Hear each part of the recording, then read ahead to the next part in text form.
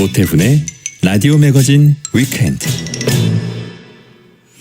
일상에서 발견하는 실용 인문학 이야기를 합니다. 생활 속의 인문학 저자 이효건 작가 나오셨습니다. 어서 오세요. 네, 안녕하세요. 예, 오늘 무슨 이야기 해볼까요? 예, 벌써 9월이죠. 네. 예, 흔히 이제 가을을 독서의 계절이라고 하는데요. 네. 오늘은 그래서 독서라는 주제로 이야기할까 합니다. 예. 뭐 독서는 많이 할수록 좋다라는 말은 누구나 하죠. 하지만 요즘은 독서 인구가 점점 줄어들고 있는 추세입니다. 네, 맞습니다. 뭐 혹자는 뭐 하루라도 책을 읽지 않으면 입안에 가시가 돋는다라고 말하기도 했지만 최근 독서 관련 안중근사가 그 그렇죠, 말하셨죠. 맞습니다. 네. 예.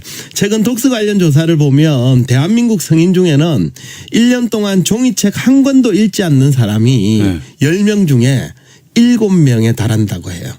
그렇죠. 너무 적지 않아요? 그러니까 독서 관련 지표를 보면 해마다 책을 읽는 사람의 숫자나 비율이 점점 줄어드는 추세입니다. 예. 근데 이제 달리 생각을 하면 요즘 같은 시대에는 굳이 종이책을 읽을 필요가 있을까 하는 생각이 들기도 해요. 네. 요즘은 궁금한 게 있으면 언제든지 AI, 인공지능에게 물어보면 되거든요. 예. 게다가 인공지능에 대한 접근성도 매우 좋아졌습니다. 요즘은 휴대폰 안에도 인공지능 기능이 탑재되어 있기 때문에 언제 어디서든 필요할 때 네. 인공지능에게 물어보면 그만인 시대를 살고 있잖아요. 예. 이런 상황에서 굳이 수고스럽게 네. 종이책을 읽어야 할까요? 어떻게 보십니까? 저는 무조건 종이책으로 봐야 된다는 주의입니다. 예. 그렇죠. 이 원고도 만약에 그냥 이 컴퓨터로 해줄 수 있어요. 예. 근데 그럼 이거 소화가 안 돼요, 제대로. 그렇죠. 맞습니다. 종이에 있는 걸 봐야죠. 예, 맞습니다. 우리가 인공지능 시대에도 굳이 독서를 해야 하는가에 대한 논의를 하기 위해서는 먼저 독서의 본질, 이게 뭔지에 대해 생각해 볼 필요가 있습니다. 예.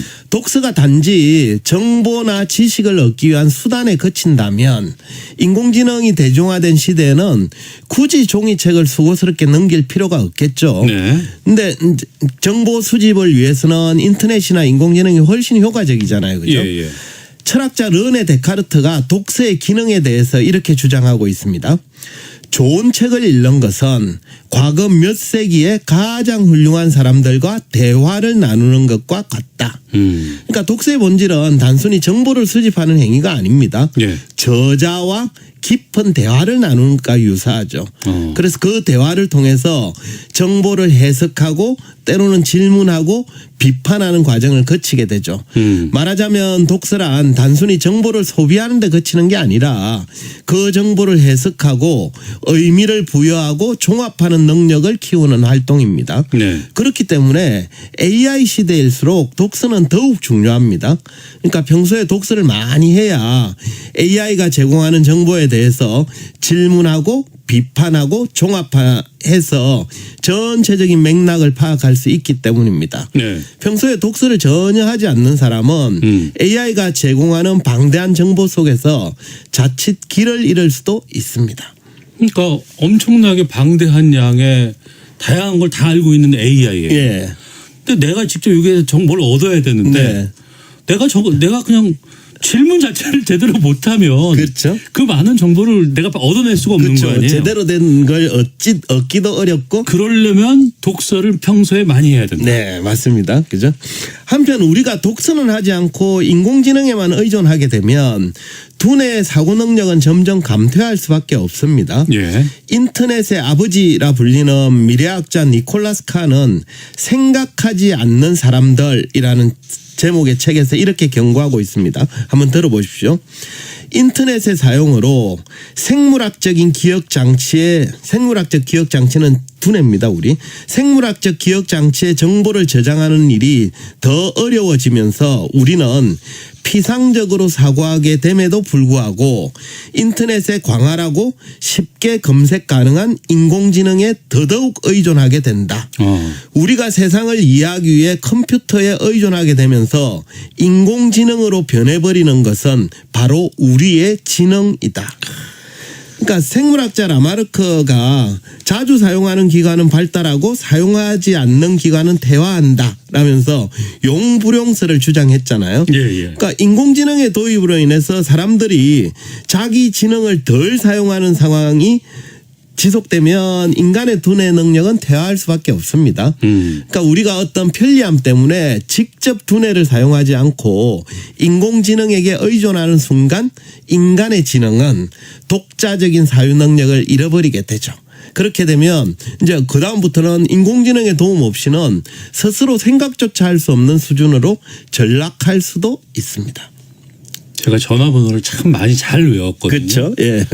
스마트폰이 생기고 나서는 이제는 주위 사람들의 전화번호를 제가 몰라요. 그렇죠. 맞습니다. 그냥 누르면 되니까. 예, 맞습니다. 예. 그런 것처럼 이게 안 쓰면 퇴화가 그렇죠? 된단 말입니다. 맞습니다. 예.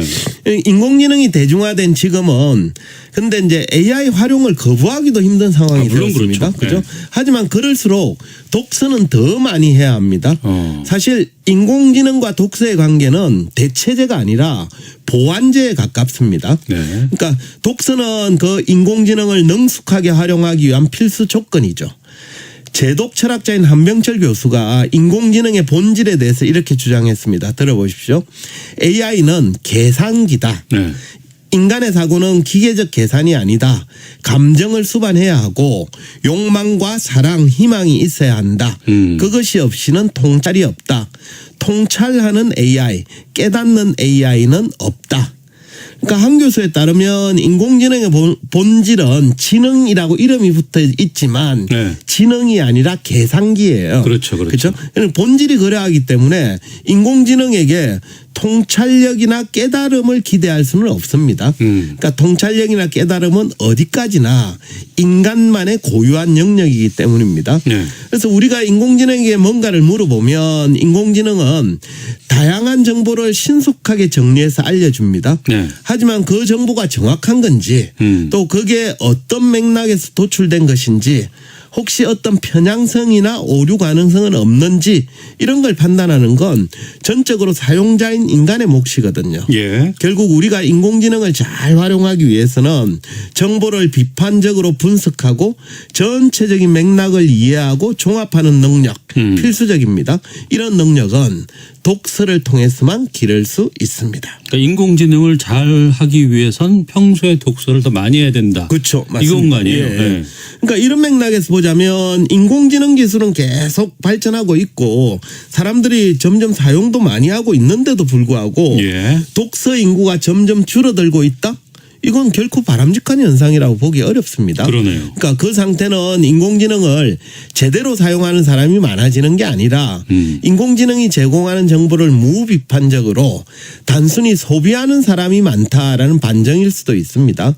과거에 우리가 전자계산기가 처음 나왔을 때 누군가가 이제 수학은 공부하지 않아도 되겠네라고 말했다면 그건 현명한 판단이 아니겠죠. 그죠? 예. 마찬가지로 지금 인공지능이 발전했다고 해서 독서가 필요 없다라고 말하는 것 또한 지나치게 짧은 생각입니다. 그러니까 거듭하는 말이지만 인공지능 기술이 발달할수록 그걸 제대로 사용하기 위해서는 평소에 책을 많이 읽어서 사고 능력을 길러두어야 합니다.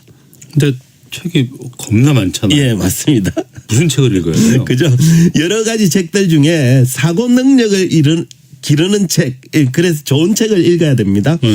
인공지능 세계에서 정보가 넘쳐나듯이 말씀하신 대로 요즘은 매년 새로운 책들이 수만 권씩 쏟아져 나온다고 그래요. 예. 그러니까 우리나라만 해도 1년에 뭐 대략 7만 권 정도 신간이 나온다고 그러는데요. 그렇기 때문에 책을 읽기 전에 책을 고르는 단계에서부터 선별 작업이 필요합니다. 네. 그러니까 별로 좋지 않고 도움이 되지 않는 책을 열심히 읽느라 시간을 낭비할 필요는 없잖아요. 그죠? 그럼 이제 어떤 책이 좋은 책이냐? 네. 추천하고 싶은 건 바로 역사의 검증을 거친 책입니다. 소설가 앙드레 말로가 이런 주장을 했습니다. 오랜 세월을 거치는 동안 많은 사람들의 칭찬을 받아온 책은 좋은 책이 틀림없다. 한 세대는 잘못 볼 수 있어도 네. 인류 전체는 결코 잘못 보지 않는다. 그러니까 특정한 시기에 많은 사람들이 본 베스트셀러 책이라고 해서 좋은 책이라는 보장은 없습니다. 네. 말로 관점에서 보자면 한 세대는 잘못 볼 수도 있거든요. 하지만 오랜 세월 동안 사람들의 칭찬을 받은 책은 틀림없이 좋은 책입니다. 네. 인류 전체는 잘못 볼 수 없기 때문입니다. 대체로 그런 책이면 작가를 알아요. 네. 제목도 알아요. 네. 나 안 봤어. 맞아요. 고전 같은 거. 예, 그런 거 맞습니다. 아닙니까? 그죠? 예, 고전을 얘기하고 있는 건데요. 그러니까 고전이란 오래된 옛날 책을 말하죠. 하지만 고전은 트렌드에 뒤진 책이 아닙니다. 네. 오히려 트렌드를 뛰어넘은 책이다라고 보는 게 타당합니다. 왜냐하면 그 고전은 되게 인류의 근본적인 문제가 뭔지를 묻고 그것에 대해서 답하면서 세월의 풍화를 견뎌온 책이거든요. 그러니까 단지 오래된 책이 아니라 오랜 세월을 거치면서 수많은 독자의 검증을 거친 책입니다. 그렇기 때문에 좋은 책이다라고 봐도 무방하겠죠.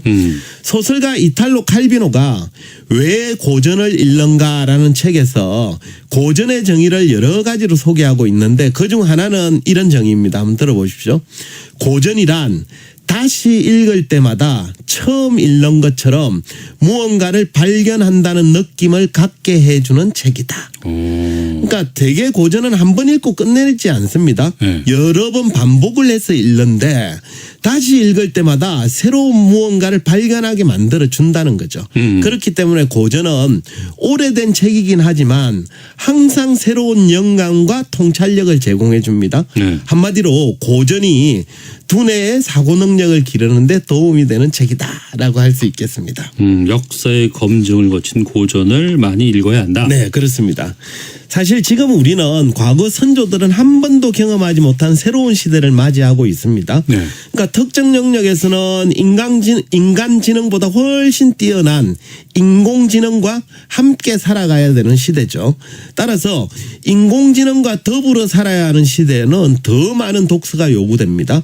그러니까 인공지능 시대의 독서는 단순한 지식 습득 수단이 아닙니다. 오늘날 독서는 기술의 발전을 넘어서 인간적 역량을 끊임없이 재구성하고 강화하는 자기 혁신의 과정이라고 볼 수 있습니다. 그러니까 인공지능 시대에 진정으로 경쟁력을 갖추려면 AI를 능숙하게 활용하는 것을 넘어서서 비판적이면서도 종합적으로 사고할 줄 알고 또 인간만이 가진 특유의 감수성이나 공감 능력 그리고 자기 주도적 통찰력을 갖춰야 됩니다. 그러니까 인공지능의 단순한 사용자나 소비자가 아니라 인공지능을 제대로 된 도구로 다룰 줄 아는 능숙한 사용자가 되어야 하죠. 이걸 위해서는 평소에 독서하는 습관을 갖추는 게 무엇보다 중요합니다. 그래서 인공지능 기술이 되게 발전하고 있잖아요.